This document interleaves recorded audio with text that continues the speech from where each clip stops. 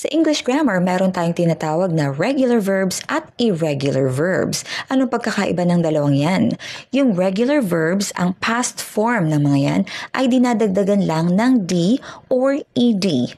For example, walk, walked. Jump, jumped.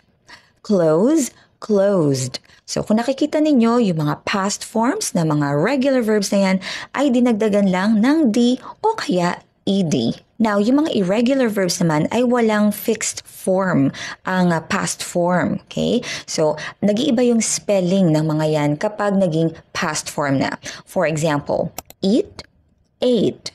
Kung nakikita ninyo, yung past form ay ATE, hindi eated.